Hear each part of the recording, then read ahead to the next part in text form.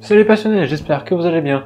Aujourd'hui, on va voir ensemble 10 figurines que Gamer Shop a tuées comme des grands malades, bien trop rapidement, et que du coup on ne peut plus acheter. Ils n'ont pas vraiment tué, bien sûr, ils ne les produisent juste plus. Et ça, c'est bien triste. Allez, c'est parti, générique!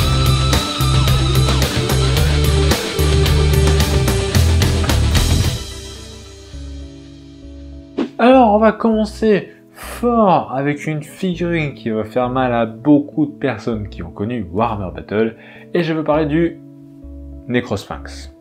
Cette figurine transpire la classe. Pour moi, je la trouve vraiment jolie. C'est super classe.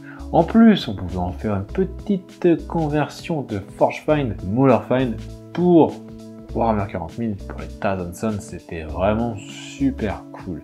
L'armée globale des Rois des Tombes était vraiment cool, et ça faisait partie des dernières figurines sorties, vraiment cool sur les derniers kits, avec des beaux détails, pas trop de dynamisme, et d'un côté c'est des Rois des Tombes, mais vraiment des beaux détails, une jolie peinture, une jolie sculpture, très belle figurine. Moi, ça m'a vraiment fait rêver. C'est une figurine qui me manque beaucoup et que j'aurais bien aimé avoir. Mais bon, tant pis. On va rester dans Warhammer Battle, on va passer du côté des oreilles pointues avec cette figurine qui, je trouve, vraiment extrêmement belle. Il y a encore quelques temps, on pouvait l'acheter sur le site de Games, mais malheureusement, je pense que c'est vraiment définitivement terminé.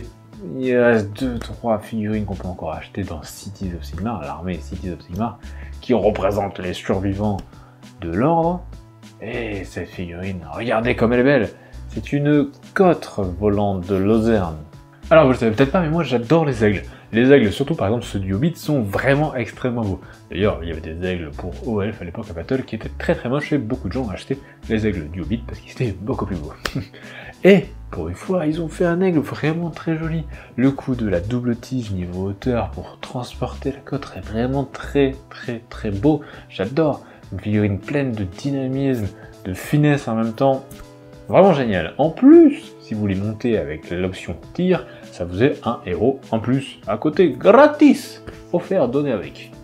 Et ça, c'est vraiment très dommage. C'est une grosse perte, je trouve. Rien qu'en termes de peinture et de modélisme, c'est une très grande perte. En termes de rêve, je ne sais pas trop, je n'ai jamais joué aucune de ces deux figurines, enfin de ces deux versions de la figurine. On va maintenant rester dans le haut elfe avec une autre figurine qui pour moi vraiment transpire la classe, un peu de bestialité et de grâce en même temps, c'est le char-rayon de Crasse. Ouais. C'est très beau, un char tiré par deux lions, franchement c'est de la classe.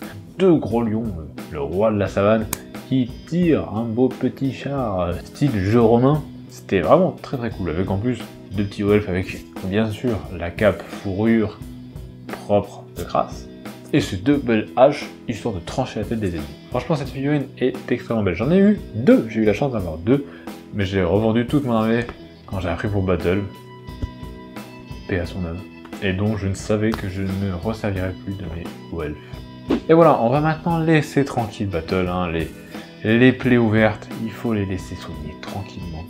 Et on va aller à 40k. Et là, vous n'allez pas voir une figurine, ni même deux, ni même trois, ni même quatre, mais une boîte complète, parce que je me suis dit, comme j'en ai déjà un petit peu parlé dans une vidéo précédente, autant tout faire d'un coup, et voici Dark Vengeance. Alors, quel est le problème avec Dark Vengeance, vous allez me dire? Eh bien, le petit problème, c'est que déjà dans cette boîte, il y a des figurines qu'on ne trouve absolument plus du tout, et qui sont quand même, mine de rien, un petit peu importantes, comme par exemple les champions cultistes et les cultistes armes lourdes. Si aujourd'hui vous voulez jouer ces figurines-là, ben vous êtes bien dans la merde, parce que vous ne pouvez pas les trouver. Elles étaient que dans cette boîte, en fait. Donc les deux champions cultistes qui sont dans la boîte, et les armes lourdes dans la boîte, vous ne pouvez plus les avoir, autrement qu'en les achetant à un prix fou sur eBay. Ça, déjà, c'est dommage. Le Lord du Chaos est extrêmement joli. C'est une de mes figurines préférées en termes de pose. C'est même d'ailleurs celle qui, à l'époque, m'a fait acheter la boîte. Lui et son homologue Dark-Angel juste en face. Donc déjà, ça, c'était très beau. Le Seeker Dark-Angel spécial, du coup, marqué, également très beau. Après, pour ce qui est des Space standard, du coup, on a l'équivalent. Il suffit, c'est juste qu'il n'y a pas la marque en relief, mais bon, c'est pas très grave. Pour ce qui est de Deathwing, pareil. L'équivalent, c'est bon. Le Chaplain d'Archangel de la version limitée, c'est très dommage, lui aussi, il était vraiment très beau. Mais bon, si vous chipotez pas trop et que vous mettez un gantelet, on en a un très beau qui est ressorti après. Par contre, merde, les motos de la Ravenwing. On avait enfin des vraies motos, des jolies motos dynamiques et tout, avec les jolies plumes, les mêmes que sur les Black Knight. Et aujourd'hui, si vous voulez augmenter une force de la Ravenwing ou en commencer une, vous allez avoir des Black Knight avec des jolies plumes à l'arrière, des jolies plumes devant pour les bolters, une jolie moto quoi, et ça à la place pour les motos de la Ravenwing standard. Et malheureusement, eh ben, ils n'ont pas refait de kit de la Ravenwing normal. Donc ça serait bien qu'ils le refassent parce que mine de rien, ça vieillit et elles sont quand même beaucoup plus belles sur la nouvelle version. Et après, les élus du chaos sont très jolis. Et d'ailleurs, c'était les seuls figurines d'élus du chaos, le seul moyen d'en avoir sinon c'est de convertir des Space Marines standards. Mais bon, ils n'ont jamais été jouables, ou presque. C'est très dommage parce qu'ils sont très jolis, mais c'est pas très grave non plus. On va rester dans 40K, Dark Imperium. Pourquoi Dark Imperium est un petit problème, vu qu'elle n'est plus produite. Notez quand même que ce n'est plus produit sur le site de Games, mais que si vous vous abonnez à Warhammer Conquest ou que vous achetez un numéro par-ci par-là, vous pouvez avoir les figurines dont je vais parler dans 2 secondes. Et vous devriez peut-être. Pourquoi? Si demain vous voulez jouer à un ancien Primaris ancien, un porte-bannière quoi, eh ben vous l'avez dans le cul, parce que les 2 seuls qu'on a vus, c'est même pas les mêmes figurines en plus, ont été dans 2 boîtes limitées. Une dans Indomitus, mais j'en parle juste après. Et une, là, dans Dark Imperium. Et ça, c'est vraiment dommage. De même, pour le Lord de la Death Guard. Si vous voulez jouer le Lord de la Death Guard aujourd'hui, eh ben, vous ne pouvez pas. Pareil pour, j'ai oublié son nom, le personnage à cloche. Et ces personnages-là manqueront cruellement. Pour ce qui est du Sergent Space Marine, alors là, c'est pas grave, on ne peut plus l'avoir celui-là, mais il y en a une chier. Ils en font tout le temps. Les intercessors, les inceptors et les hellblasters sont également trouvables. Le chef avec gantelet, ça c'est dommage aussi. On ne peut pas le trouver autre part. Un capitaine en armure Gravis, ce n'est que comme ça qu'on peut l'avoir. Pas d'option modulaire et tout, et ça c'est très dommage d'ailleurs, parce que bon, gantelet et épée c'est dommage, on aimerait bien pouvoir la mettre autre chose. Il y a également le Psyker. On ne peut pas avoir Psyker très intéressant qui met des petites blessures mortelles en plus. Ça, c'est très intéressant et c'est très dommage qu'on ne puisse plus les avoir. Après, on a un grand espoir au moment où j'enregistre cette vidéo. On n'a pas encore le codex Death Guard qui est ressorti et donc les potentiels, s'il y en a, sortis avec. Et ça serait vraiment top qu'on puisse avoir ces figurines. Avec par exemple un Startco. Après, on va rester dans le futur, mais on va aller sur 30K. Il y a eu 2 grandes boîtes majeures qui étaient vraiment très cool. C'était Betrayal at Cals pour la première, mais ça vous pouvez tout retrouver à l'achat unique, ça vaut 3 fois le prix, mais c'est possible. Et il y a eu Burning of Prospero avec à l'intérieur un personnage Space Wolf, Gegor Felunded, très beau, très dynamique, et Harryman pré-hérésie. Ça fait vraiment mal. Encore Gegor, on s'en bat les couilles, on sait pas qui c'est. Mais Harryman, merde. Ça fait mal ça. Bon après moi je l'ai, donc ça me dérange pas personnellement.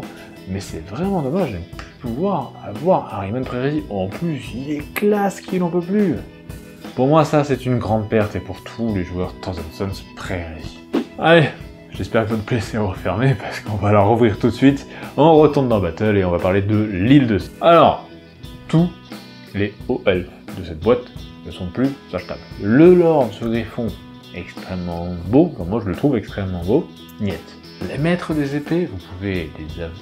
Bon, vous ne pouviez même plus avoir les anciennes versions, mais à l'époque, déjà quand ils ont enlevé l'île de sang, on pouvait encore acheter des maîtres des épées en résine dégueulasse, alors que là-dedans ils sont plastiques, ils sont vraiment trop beaux. Les patrouilleurs aériens, on n'en parle même pas, ils ont la classe, mais alors là, ils étaient introuvables, c'était le seul moyen d'en avoir, déjà même à l'époque où cette boîte était en vente, et après, niet, encore maintenant on n'en parle même plus. Et les gardes maritimes étaient encore disponibles à côté, d'ailleurs parce qu'ils faisaient partie, un peu comme les intercesseurs par exemple, des C-grappes qu'on vous donnait en test de peinture pour la première initiation. Donc ça, il y en avait plein partout. Et le mage, pareil, oublié complet. Alors que c'est dommage, ça faisait partie des premières figurines un peu dynamiques avec le sort qui mettait juste en dessous. Mais du coup, puisque les OF ne sont plus vraiment d'actualité, c'est triste, hein, j'adore toutes ces figurines, mais on va se pencher vers les Skaven qui, eux, sont encore d'actualité, et ce que vous voyez là, les rats ogres, eh ben, ils sont quand même vachement beaux, et comparé à ce qu'on peut avoir aujourd'hui. Merde, aujourd'hui on peut avoir plus que cette version-là, et c'est clairement dégueulasse comparé à la version de l'île de sang. Ils auraient vraiment pu refaire quelque chose, puisque supprimer Ça, de la vente, c'est vraiment dommage. Aujourd'hui, vous jouez Skaven et vous voulez mettre, je sais pas combien vous mettez de Raog, mais admettons, vous devez en aligner 6 ou 10 ou 12 ou je ne sais combien. Bah, si vous devez acheter ces choses-là qui servent de Raog aujourd'hui, c'est quand même vachement triste par rapport à ce que vous pourriez avoir en termes de finition. Pareil pour le Lord et pour tout le reste de la boîte au final, à part les rats des clans qui ont été vraiment copié-collés pour la boîte, tout ça, bah tant pis, croix dessus. Très triste pour Battle. Je vous laisse vous en remettre un petit peu.